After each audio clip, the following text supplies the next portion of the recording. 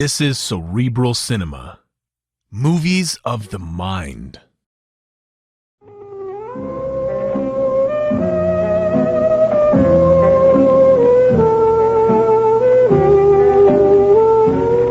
Barrie Craig speaking.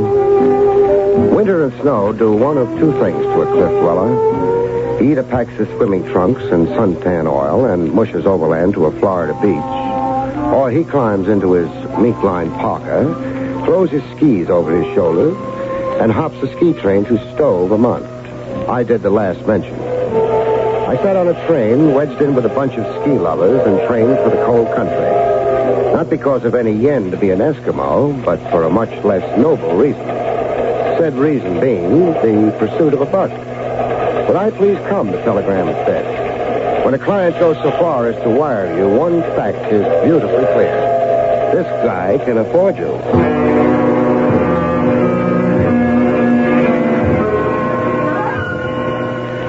In Stowe, Vermont, at the lodge, I baked the rheumatism out of my separate parts and joints in front of a roaring log fire the hotel provided.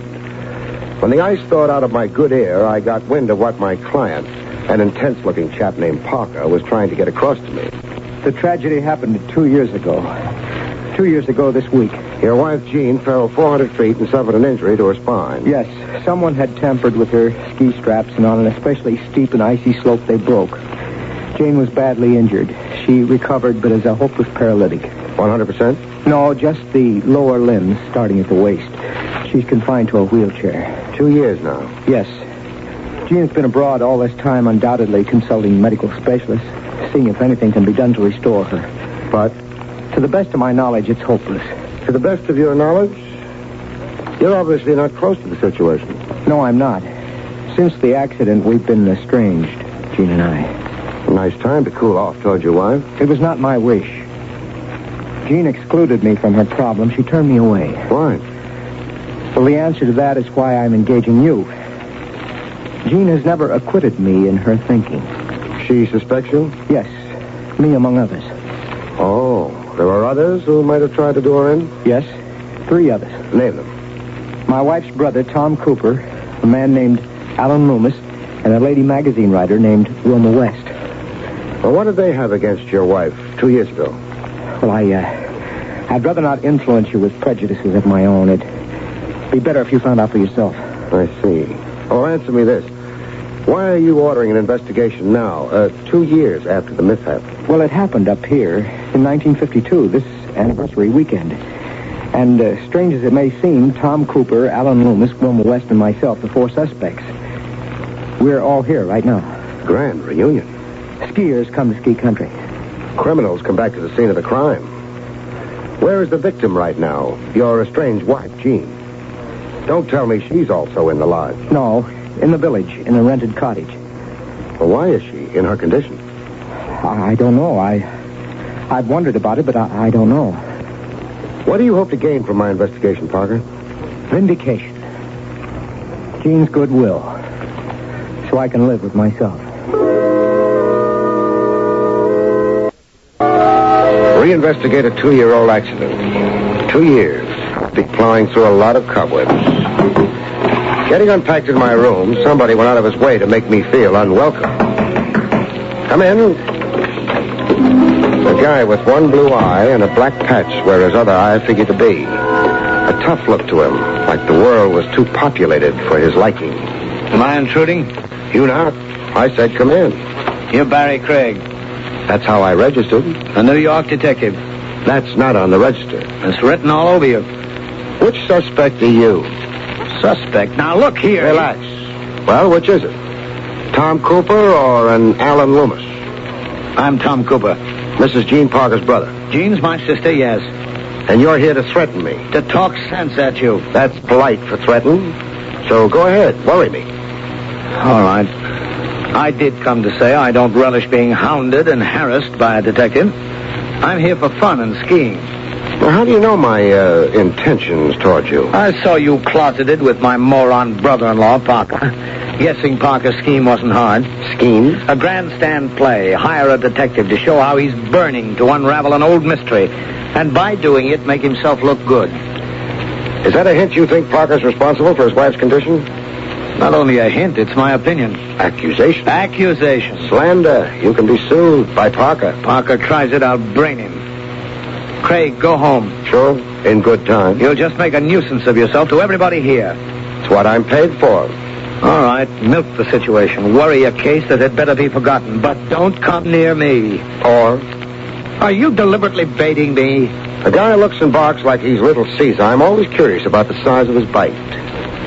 How do you want to leave, Cooper? How do I? Walking or crawling?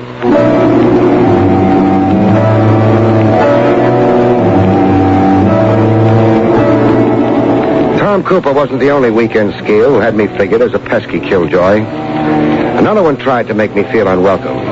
But this one wasn't as forward as Cooper. This one was the bashful type who believed in voicing his sentiments from afar. A rifle bullet through my room window. Not intended to kill me, just discourage me. The bullet lay at my feet. I pocketed it for a souvenir. No doubt about it. It was going to be a weekend to remember. Roads get impassable because of a snowblock. You give transportation back to the horses. I rented a sleigh drawn by a horse. My destination, the village. To introduce myself to Mrs. Jean Parker. Pay my respects. En route, still in sight of the lodge, a lady on snowshoes and bundled in furs like a mink polar bear hailed me like she wanted to thumb a ride. Yoo-hoo, hey! Yes? Going to the village? I am. Can you take me? Take lifts from strangers, lady. You're living dangerously. You have a respectable look. Giddy up. Besides, you're not a stranger. No? No. We have a past together, only I can't place the face? Spoken like a male. You're Barrie Craig. And I'm Wilma West. Oh, another one of my suspects. Yes, I'm a fiendish murderess. Would-be murderess. The victim survived, I hear tell. Victim. It's like a page out of ancient history, so remote. Yeah, 2 years makes any event stale, except to the victim. Confined to a wheelchair yesterday and today merged for you. Put it that way, I'm chastened. Anything you can tell me? To clear myself of suspicion? Don't work so hard at being sophisticated. Oh, but I must. It's my style. It's my livelihood. I'm a sophisticated editor of a smart magazine. Jean Parker. What did you have against her 2 years ago? Let me see. Oh, yes, I was the other woman. The femme fatale. Serpent in Jean's garden. You and Parker? Me and Evan Parker, yes. Did Jean know? Doesn't a wife always? She finds lipstick smears on handkerchiefs. Canceled checks for gifts she never got. All kidding around, you and Parker. Or was there something for real between you? Very real, Mr. Craig. Evan Parker loved me, and I loved Evan Parker. But Jean wouldn't divorce him. She took it all very badly, very shabbily. She scratched and clawed. Did everything to embarrass and cheapen Evan's love for me. how does it go between Evan Parker and you today? Nothing, Mr. Craig. We're polite to each other. We're strangers. Jean sits in a wheelchair between us. I suppose you know Evan Parker hired me to get at the truth. Yes, I know. Evan feels guilty about what happened to Jean. I'll make a prophecy. Yes? You'll get nowhere at all with your investigation. You'll fail, as other investigations have failed before. You'll just renew misery for a lot of people, but accomplish nothing. I'll spoil everybody's weekend. I keep hearing that. Well, here's the village. Where can I drop you? Right here. You're, going to pay a call on Jean Parker? You said magazine editor, but I think you're a mind reader.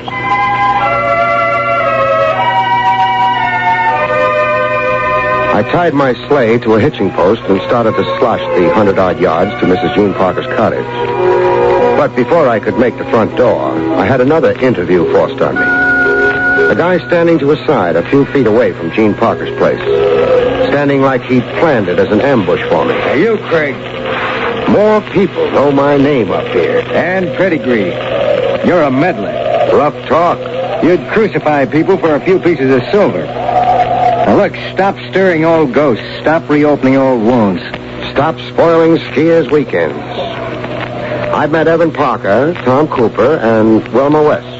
By elimination, I guess you to be Alan Loomis. I'm Alan Loomis. Once involved with Mrs. Jean Parker. How? None of your business. In that case, so long. Hey, wait. I was in love with Jean before she married Parker. She left me at the altar to run off with Parker. It's old ghosts. I said you'd stir them. Go home, Craig. When I wrap this up, the crime's committed. Somebody must be punished. You through discouraging me? No. I can be stubborn, too. And determined. Sure. You're the type hero who can stand in an ambush somewhere and pump rifle bullets into a hotel room. You're not denying you took a pot shot at me a few hours ago. Craig, go home. Amicably with a bonus check from me or in some other way. In a hearse? Even perhaps in a hearse. I was on my way to see Jean Parker when you waylaid me. Do I have to punch my way to her door?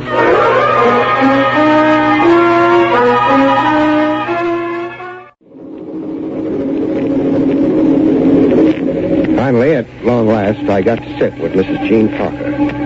Once pretty, but now very thin, with deep hollows in her cheeks, and eyes that looked burned out by fever. She was in a chromium wheelchair, a plaid blanket covering her lower limbs. I wish you hadn't come here, Mr. Craig. Evan Parker engaging you, it can serve no good now. You want to forget it? Yes, I do.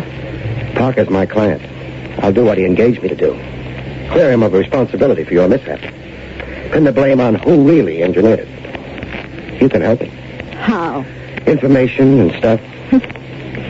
Anybody could have tampered with my skis so that I'd plunged to my death. Anybody meaning your husband, because you wouldn't divorce him? Wilma West, a rival who hated you? Alan Loomis, a suitor you left waiting at the altar when you married Parker? And your brother, Tom Cooper? And my brother, Tom. What cooked between you and your brother? A paltry sum of money. Our father died. The will left everything to me. Less than $10,000. Tom was resentful. Money was always his creed and his god. Tom accused me of exercising undue influence over our father, of poisoning father against him. Why are you up here in Stowe? Sentiment, I suppose. Paradoxical as that may seem. I'm half a woman, but my feelings are whole. All of my youth, I came here for the winter snows, the winter fun. I see. Oh, you shouldn't have called on me, Mr. Craig.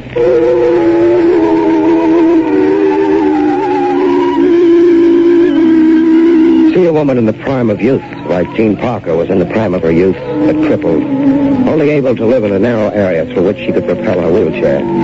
The picture stays with you. 4 suspects. If one of them had actually schemed the accident, I kept wondering how the guilty party could live with himself. Or herself, if it was Wilma West. The last mentioned party joined me at lunch in the big hotel dining room. Uninvited, she just plopped down. Don't put it on, Mr. Craig. Frankly, I'm not in a social mood. I am. I'm starved. What's good? Read the menu. Prime roast beef. Food for a ravenous skier. Order it for me with A1 sauce, Mr. Craig. No, not Mr. Craig. Barrie. Charlie, come here. Roast beef for the lady. You've got away with men, huh, Miss West? I'm at home with men.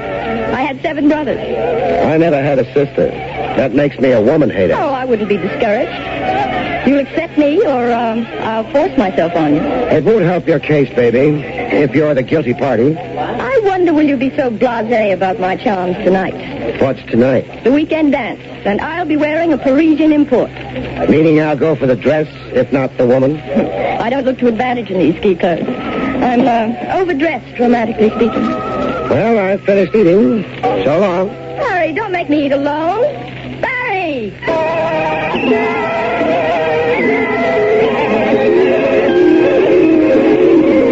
The guy never lived who could shake a determined dame. She cornered me again on the ski slope. I wasn't skiing, just looking. I couldn't afford to break a leg, not while I was working. Barrie? Breakfast over me? Yes and no. Climb up the slope, I'm winded. I've got something to show you. What? This note. Threat against my life. Wilma, enjoy the short weekend. Your last. Where did you receive this? From Tom Cooper. Tom Cooper. By hand. It had been slipped under his door, he said. By mistake, it seemed, since it was addressed to me. That's a funny note. Where's Tom now? Taking a high jump. Show me the way.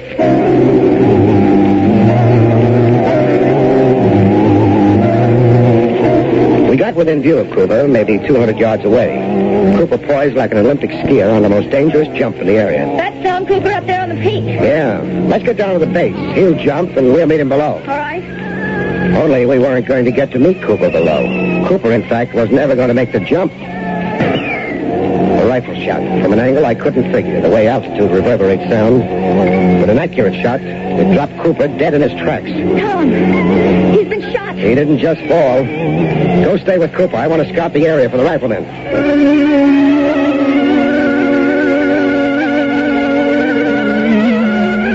Murder. Tom Cooper, Mrs. Jean Parker's brother. We brought the body into the village on a horse-drawn sleigh. Wilma went the whole morbid route with me. She was afraid not to. Afraid to be on her own, out of my sight.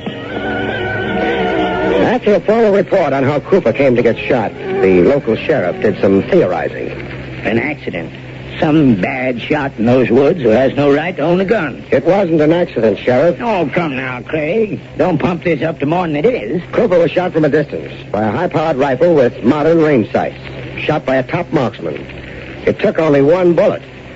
I call that very skillful murder. Now, why would anyone want to murder this Tom Cooper? Well, that's a long story. And even if I don't know the half of it yet, but it's murder, bet on it. It was murder, Sheriff. Look here. This note. It's a threat to murder me. A threat? Let me see. Wilma. That you, ma'am? Yes, I'm Wilma. Enjoy the short weekend. Your last. Now, how is that a threat, like you say? Can't you read? You obviously can't. Oh, now you're getting steam heated, you two. I read the paper, and I say it might mean anything. I'm marking Tom Cooper down as an accidental shooting. We left the sheriff muttering to himself and started back to the hotel. It was growing dark, and the temperature dropped enough to make us human icicles in the front seat of the rig. Wilma sat as close as she could get, warmth being at a premium like it was. Halfway between the town and the lodge, Wilma lost the little warmth I could give her. She went from cold to ice cold. Barrie! You're shot. How did I... It's an ambush. From anywhere in the south woods flanking the road. Where do you feel it? Here in my chest. It hurts, Barrie. There's a hotel, doctor. I've got to get you there. Barrie? Yes, Wilma. I won't make it. I won't make it. She wouldn't make it. I knew, looking at her. Watching life flicker, then go. The second murder in a matter of hours. I turned the sleigh around. I had another corpse to turn over to the village authorities.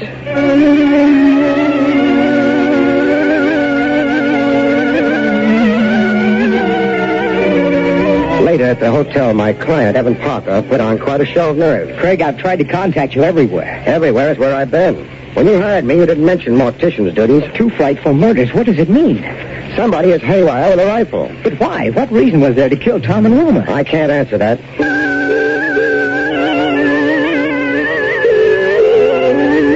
I went looking for Loomis. I called his room, then checked the desk. It began to look as if Parker was right about Loomis. Loomis had skipped in a hurry. Hello? Operator, get me the sheriff's office. Hello, Sheriff. Barrie Craig. A suspected murderer is trying to leave town. Alan Loomis, about 35. Tall, over 6 feet, brown hair. Grab him and don't let go till I get there. Loomis turned up somewhere else right after you telephoned me. You've got him? I have. Where is he? In the undertaking parlor with the other two. And 1 bullet in him. Clean, like the other 2. Where did you find Loomis like that? Right in the village. Sitting on a sleigh without a stir to him. Not 50 feet away from Peck's hardware store. 4 suspects and 3 of them dead. That left Parker guilty by elimination. Only thing, if multiple murder was Parker's reason for weekending in Stowe, why had he hired me to play spectator to murder? Me snooping around. I could only mean trouble for him. I went back to see Parker, tell him the sad news about Loomis. He wasn't in his room. I called the main desk. Hello? This is Barrie Craig. I'm up in Evan Parker's room. He's not in. Will you page him for me? What? Oh, Mount Mansfield. Thanks. Mount Mansfield. I went to get into my snowshoes. I spied Parker from a distance of 100 yards, toiling upgrade where the slope began to rise. He had his skis perpendicular to his back, with something that looked like a rod or stick wrapped in burlap slung under his arm. I got within hailing distance. Parker! Hey, Parker! He looked like he wanted to run, but how could he, ankle deep in the snow? Then as I got close, he looked like he wanted to melt in the snow and die. I didn't waste any time on protocol. What are you lugging, Parker? I thought I'd practice the jump, so I strapped my skis. I'm not talking about skis. Wrapped in burlap. What is it? A pole for balance. It's too short for that. It's only about as long as a rifle. Do I have to wrestle you for it? No. It's a rifle. High-powered with a modern rangefinder? Yes. And evidence in it of 3 shots fired, maybe? Evidence of 3 shots fired. Cooper, Wilma, and Loomis. Cooper, Wilma, and Loomis. You sound like you're confessing. I came up here to dispose of the rifle. Hide it, but now... But now? I don't care to save myself. 3 murders. Why? One of them paralyzed Jean. All of them could have for the grudge they bore her. I meted out punishment equally. You crazy or pretending? I'm your prisoner. Get the burlap off that rifle and demonstrate for me. Demonstrate? How good a marksman you are. Pick something off for me at a minimum of 200 yards. 1 shot. Show me a bullseye with 1 shot. Show me, Parker.